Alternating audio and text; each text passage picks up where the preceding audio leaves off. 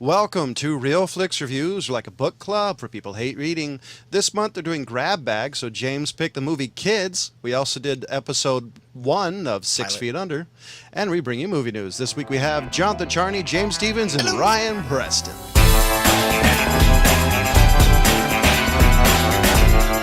And so here's the description of Kids, made in 1995. A day in the life of a group of teens as they travel around the city, skating, drinking, smoking, and deflowering virgins. And that's pretty much the entire movie-ish. Yeah. I want to start off. Okay. So I remember seeing this movie when I was a kid was a little, like, this was taboo. This was the movie that you could never tell your parents you ever saw. You technically weren't a kid when this movie came out, John. You were 14. Even in So 14. you were the same age as most of the characters in this film. So true. So when this movie came out, this is a movie, because I think was an NC-17 originally. Yes. Rated R. This is a movie you could never tell your parents that you saw, Yeah. even though it was with 14-year-olds. Yeah, it was definitely something he was spoke about in hushed tones amongst friend circles. Yeah. You see, when I saw this as a kid, it's like, oh, this movie's awesome. I love this movie. I think I kind of grew out of this movie a little bit, kind of how I feel about Goonies, honestly. Because I went from as a kid thinking, oh, this is awesome, to, damn, these are a bunch of foul-mouthed hooligans. Well, actually, I think it was Telly got the part because where they were filming in New York, they actually saw him skating and heard him cussing. Mm-hmm. And they figured this kid is perfect for this role of Telly because he's got a foul mouth and that's who he is. Well, he kind of summed up the time and the that cross section of youth, you know. Yeah. Oh, I totally. want to jump into something because you brought up something about the NC-17 rating. This film, this is part of the trivia on IMDb, and I thought this was actually pretty interesting. The NC-17 rating was from the MPAA, and Clark discussed with the MPAA what he needed to cut out of the film to make it just rated R, and they told him that they didn't think he should cut out anything because they were thinking it was going to take away too much from the film. I actually agree. I think that's a really interesting thing that the MPAA came out and said, don't cut this out. And because I don't think you could cut anything out of this movie and actually not take away from the movie. Well, because it's actually it's a fairly cohesive movie. They did for Britain, the part where Casper sleeps with Jenny, or what was her name again? It was the first or second chick. The blonde chick. Okay. I just said her name. There, yeah, Jeannie. Sorry, I said Jeannie. Where he sleeps with her because they're in England, you cannot have a sex scene with a child present. Mm-hmm. So they couldn't play that scene over in England because of that. So they had to cut that out. See, I could see that because you could allude to that, because that doesn't really necessarily take away from the movie. Yeah, I mean, you could allude to it, just cut out the whole sex scene where he's like, oh, it's me, Casper, it's me, I Casper. think that you'd whole have thing. issues with the second sex scene, though.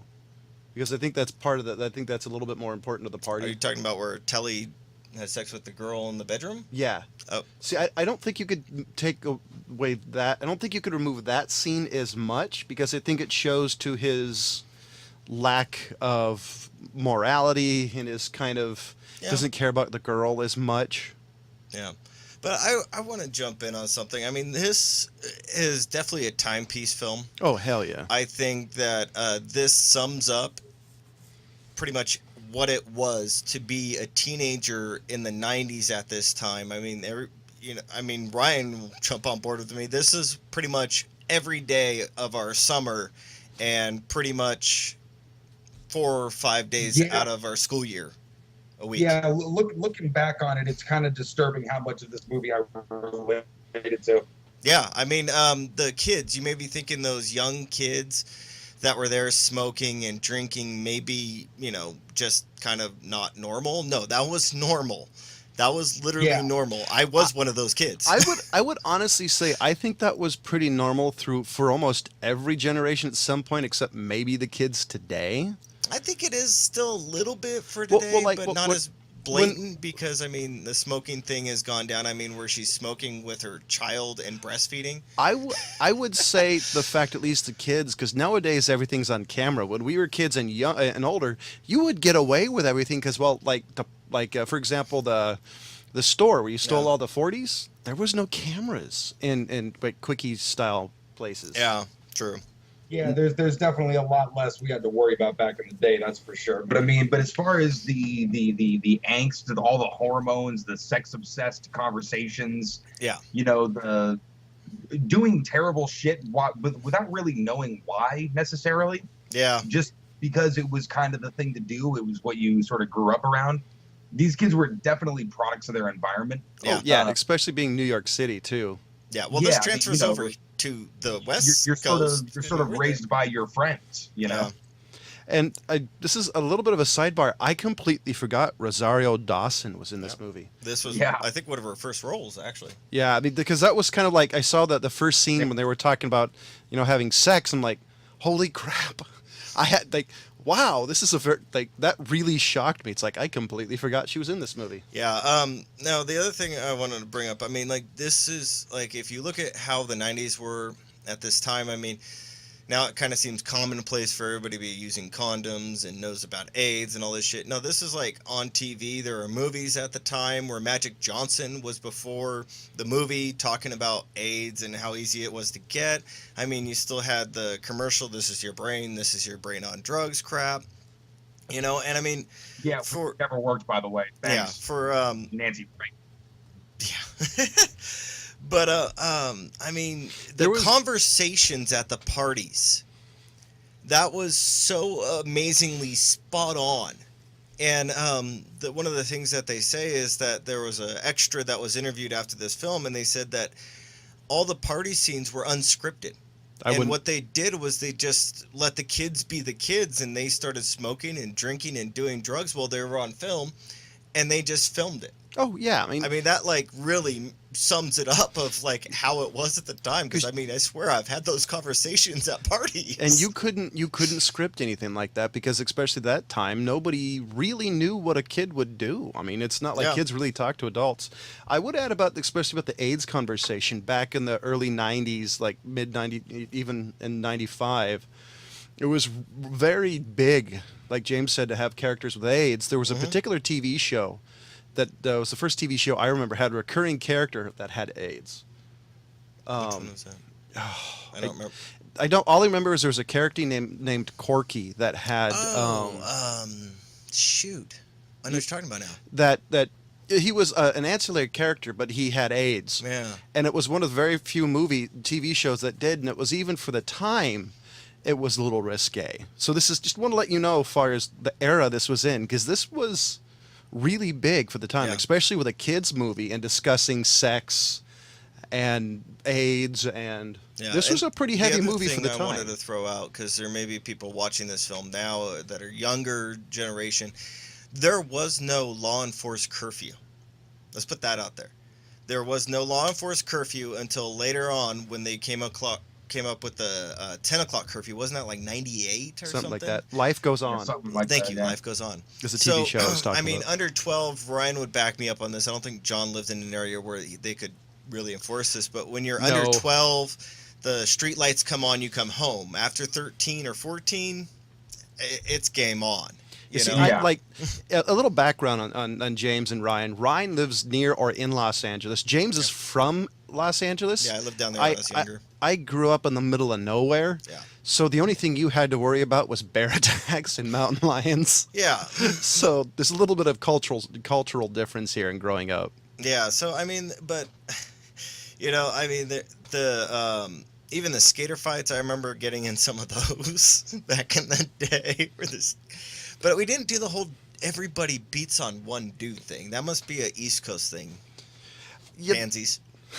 So I gotta say, for me, this movie didn't speak as true to me as it definitely did for Ryan and James. One of the reasons why, like, we're a little late in doing this episode is because, honestly, Ryan and James were the most important part of this show. Because for me, I'm coming out as an outside pretty much an ancillary character in this episode. Yeah. But no, part of this is totally speaks to, especially the drinking and all the conversations. To me, that was spot on for when I can remember was the crap people would say and the sex talk and. Yeah, like talking. I swear that one kid that they were talking to in the kitchen in that one scene, when they're like, "What's your favorite position? You ever had a girl do this and that?" And the kid, he was probably like 12, 13. I mean, you're probably thinking the guy hasn't had sex. He probably actually has, because I did at that age. And that's on record. James, did you kind of get the feeling watching this, man? Like I wonder how much of this like your average 14-year-old would find quaint. Yeah. I mean, today, now, you know or what I mean? Like, yeah, it's weird because obviously everything evolves and the feelings are the same, but obviously the times have changed. Yeah, I mean, to us back then, I mean, I remember when I was a kid before I ever saw this movie. Let's see, when was this movie made? 95. 95. I was 14. Okay, so I was 10, right? Yeah. But by the time I got to junior high, this was one of those, like I said before, I mean, spoke about it in hushed tones, like, oh shit, you ever saw that movie, kids? And by the time I saw it, 2, 3, 4 years later, I was like, oh shit, this is like my life. This is my life. I would say for kids, this is the black curtain. This is the movie that you hand under the table, because if your parents catch you with this, you're fucked. But I mean, to me, the girl that wrote it, I guess she wrote it when she just turned 18. It was a guy. It was a guy. That's right. It was Harmon. Yeah, whatever. Harmony. His name's Harmony. Yeah, Harmony. Yeah, That's Harmony. why I said girl. I got it. Harmony Korine. Yeah, but wrote the movie in '93. Yeah, when he was like 18. Yeah, he just turned 18. I gotta say, I mean, like, it's just like spot on as to what was going on. It's kind of a shock to me still, to how accurate this movie really is. So when I saw it the first time, it was like I was just laughing, because I'm like, dude, that's right. I said, this is my life. So I would say, but it's a cautionary tale if you really watch it. Oh no, totally. And it absolutely is. I've known a few people who said they were scared out of having sex by this movie. Yeah. This movie overall is a very simple slice of life story, and it's not very complicated. All the characters are fairly archetyped type characters. I mean, with all various degrees of differences. Yeah. The part about this that I thought was intriguing was how they jumped around so much. Yeah, especially the beginning, how they jumped from the boys to girls. Yeah, that was hilarious. I don't remember, especially during the sex talk. I don't remember a lot of movies back in the '90s that did that particular switch as much. No, they never did the comparison like that, except for there was a couple. I mean, like, to me, if you're thinking about the switch between the guys and the girls thing, I mean, the closest thing you really think of is West Side Story. True, or even the I jumping. mean, that's kind of a harder comparison. Or even the jumping to factions. While it's not that different. I mean, there's Bound by Honor. There's a few other movies that did it, but I don't remember it being as common. And the other thing about this movie, I think, was what was shocking is this is but isn't a kids movie. I mean, this is starring kids, but this is more adult-oriented movie, and watching this as an adult during the time, that must have been a mind screw, because you're thinking, wait a minute, has my kid done this? Yeah. Yeah, I feel bad for any parent who came across this movie in the late 90s. I really, really, really do. I mean, kids and adults can watch this movie and get freaked out about it, but for completely different reasons. I would love to have Ryan's and my parents and James's parents watch this just to hear the reaction of it, because I already could tell you at least what my mom would say. You're dead, John. Wait, what did you make me watch? I was gonna say the other thing I remember being shocked about this movie was the tampon scene. Because at the time, I'm going, why would anybody do that? And even to this day, everybody goes, that was...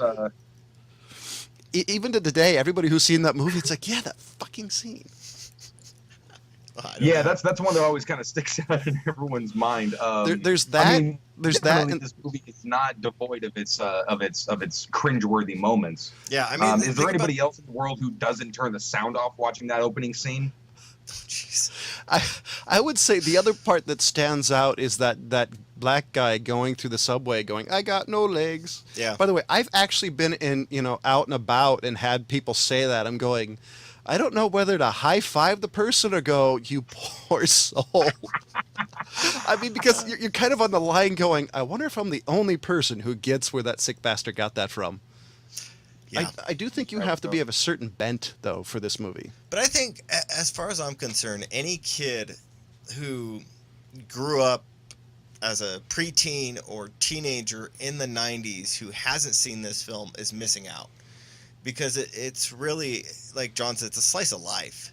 It is exactly what it was at the time. I mean, there are things of the 90s that I miss. Like, I mean, you probably noticed no kid had a freaking cell phone. No. If you did have a cell phone, you wouldn't shown your friends. Yeah, but I mean, it was like... no pagers, too. That's the thing that actually shocked me, is I was expecting some of these kids to have a pager. No. These kids are too broke for pagers, dog. Pagers were expensive back in the day. Yeah, you had to be rich. I mean, they were up to a couple $100. You're going to spend... I don't know. I was expecting somebody to have a pager. You're going to buy drugs. Yeah, you were a drug or a doctor if you had a pager. And as far as I'm concerned, a dime was not enough to get that crowd of kids stoned. No fucking way. Just putting that out there. One blunt between everybody. And I guess there's a big debate as to whether or not that was actually pot that they put in there. I think it was. I wouldn't be surprised. Looked like weed to me. It looked like weed to me. So here's the question, James. This is the big moment since you picked this movie. What do you give it?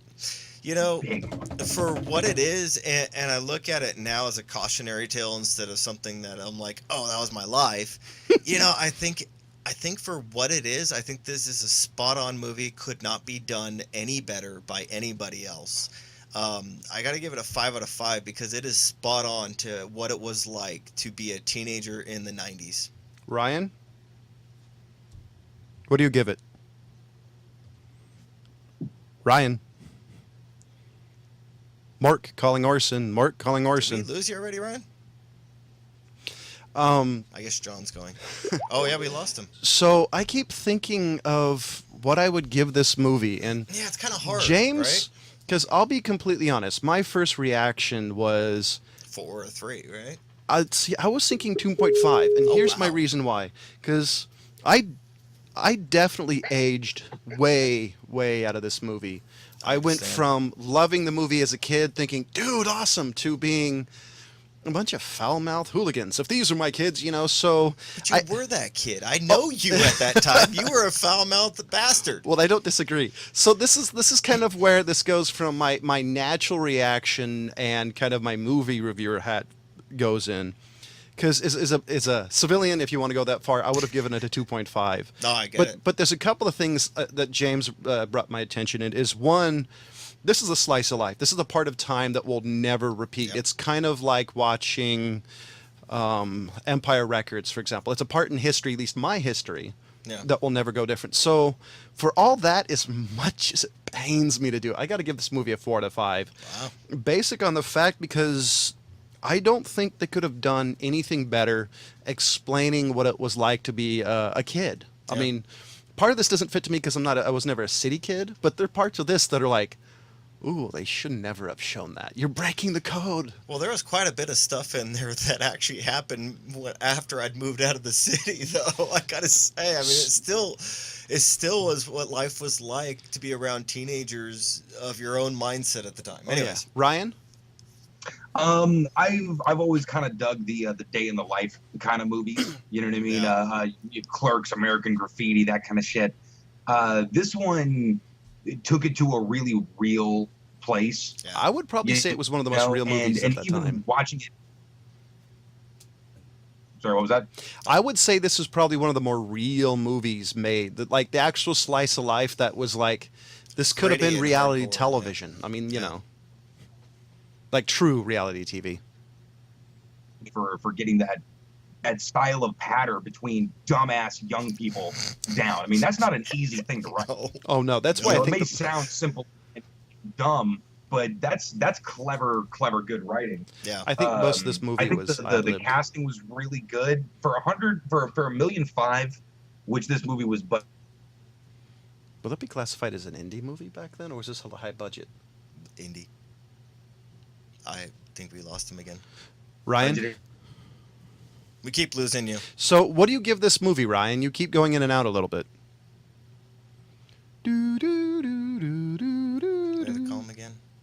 Yeah. And where we're trying to call. Yeah, we had to drop him and retry. It's kind of bad reception today, I guess, over there. Yeah, somebody must be doing something, downloading a lot of bad stuff. And this is the part where the show gets boring because you're waiting for us to call somebody. Ryan? Well, it's still connecting. Problem is, I don't even hear Skype. So, while we're doing this, going to let you know, we do have a Facebook page. Do you love us, hate us? Let us know on the Facebook page. Also, if you think we suck, write us hate mail that's creative more than, hey, why is John bouncing around? The fat guy sucks. It's pronounced Das Boat. Be creative, please. And just let you know, we do have an audio version of our show. You can catch us on Podbean, Stitcher, Google Play, and more. Do it. And so I guess we're I waiting. want to throw something out in regards to this movie still. I want to do it when Ryan was on, but I'm going to do it anyway since we have time. Side note, one of the best characters of the film, Casper, Justin Pierce, died in 2000 at age 25. It was apparently a suicide in the Bellagio in Vegas. I remember hearing about that. Yeah, I think I do remember it that long ago, but I just want to give a shout out because he was the only award given in this film was to him. Really? Yeah. Ryan, are you there? Yeah. Ryan? Okay. So, what do you give this movie?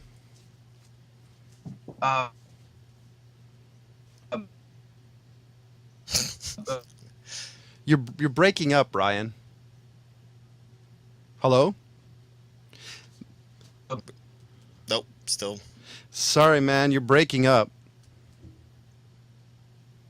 Yeah. Oh, there Where'd you you are. lose me? All right. So, what do you Real give quick. it? A 4. Okay. So, Ryan gives it a 4 out of 5. And so, we're going a little bit of movie news, and I've got a I thought couple. we needed to do 6 Feet Under. Oh, yeah, you're right. So, we're going to switch to 6 Feet Under. So, a question for Ryan is, how much of this is true to life? Okay, so James, what do you think? I like how random it is with the commercials.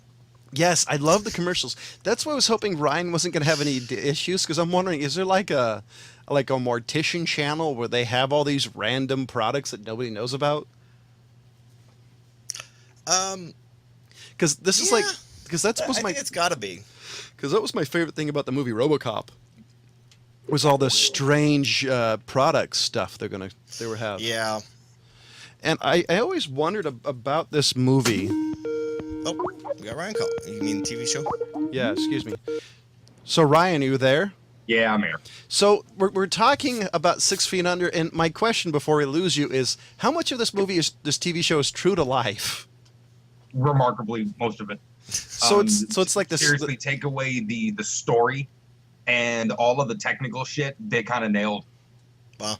So it's kind of like funny. It's kind of like the Scrubs versions of the funeral industry. Okay. Yeah, Now I have heard that Scrubs was pretty remarkably accurate. it is. I've had quite a few hospital stays where I actually kind of get behind the scenes look. Yeah, it's pretty damn accurate. You got to be It's kinda pretty funny. kooky, I think, to be in any industry. And like also, that. I know quite a few nurses in different wards, and they agree that Scrubs is pretty much spot on. Now, I brought up the commercials, Ryan, in 6 Feet Under. Now, John and I both had that same question. I mean, are there actually products that are like that out there?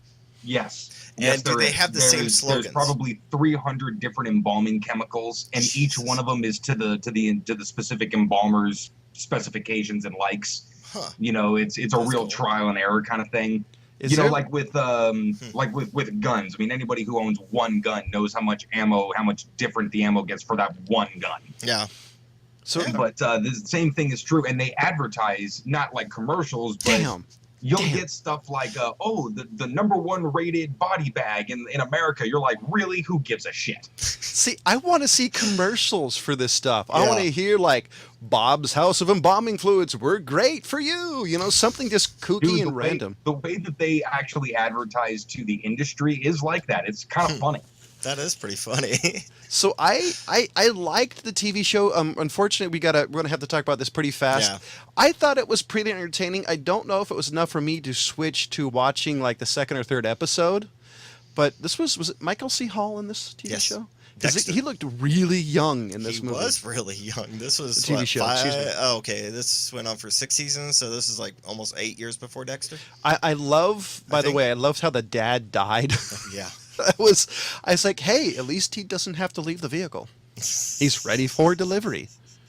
I've often thought that was the way I was going to go.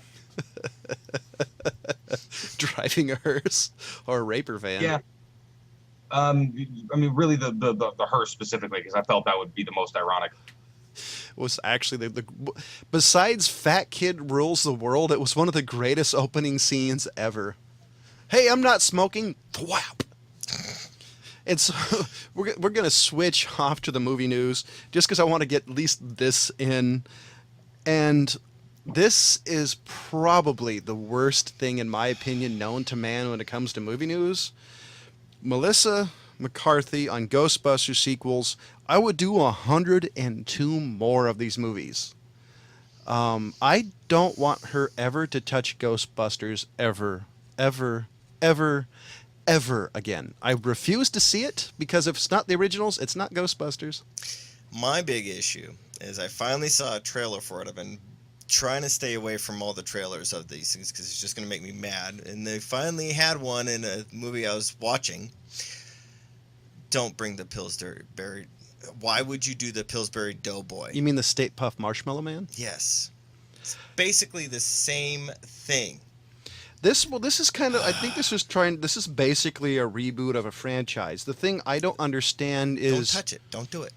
Well, I don't get, why is it strictly a female cast? Is it just to have a female cast? No, and this is honest. Why not do mixed cast? Why not? And see, the problem is, well, the original was comedy. I think it was very understated, very dry comedy, not over the top, almost to the point of being slapstick. That's what they're trying to do. They're trying to do slapstick in this because that's the comedy they do these days. What do you think, Ryan? Yeah, it's a lot more physical comedy than it used to be. The comedy was definitely in the one character, and then like all of these other dry characters.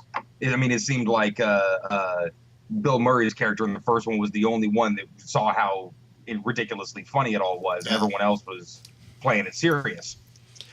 That's the part of the movie I liked. Yeah, these days it's a lot more, dick and fart. Yep. I hate that with a passion. And if you're wondering why, we all kind of were kids in the 80s. We saw most of these movies in the theaters, and I hate the redoing Ghostbusters this way. Because I think if you're going to do it, in my opinion, it should have been done differently. I did hear some movie news, though. Something, was it movie news or cartoon. That's right. They're going to be rebooting the Ghostbusters cartoon, and allegedly it's going to be set like in 2096 or sometime far in the future, based off the original movie franchise, not this new abortion of a movie. Ryan? I got nothing. I don't watch current cartoons. And You see some of the new Batman animated that's come out? Don't lie. No, I don't like the TV series. The new one's kind of weird. The Brave I'm and the talking about Bold the thing. movies, Yeah. Dick. well, to talk about the The movies. DC movies are the shit, though. So we're gonna since because I'm not really sure if we're gonna lose Ryan in the next minute or not. We're gonna switch talking about this week's pick for him. So we'll see if he actually did his homework or not. Because Ryan, you got a TV series and a movie to pick. So batter up. I'm movies for pretty you. sure we haven't done this. I did a cursory search of our past episodes, and since we hadn't, I figured it was pretty good and random, and one of my most favorite fun movies of all time. 2010, Bruce Willis, Helen Mirren, Red. Oh, All right. nice. And what about a TV series? TV series, I'm picking Community. Oh, that's right. Episode 23, I believe it is, of the first season. It's an episode called Modern Warfare. And this is the show in and of itself is like, if I'm sick for 3 or 4 days, I'm going through this show. It's one of my favorite shows of all time. Really, really quirky, but really, really funny and smartly written. I have a feeling in my bones they may not like this movie TV series. Oh, you may not, but it's basically it's for people who watch too much TV. That's who likes this show. Interesting. So, ladies and gentlemen, I gave Kids a 4 to 5. James gave it a 5 to 5. Ryan gave it a 4 to 5. We gave whatever the TV series 6 Feet Under. 6 Feet Under a. Apparently, it's true to life, and you've at least got to watch the first episode. And we're doing Red. Yep. Along with what, James? Community episode 23, Modern Warfare. And as always, thank you for watching. Goodbye.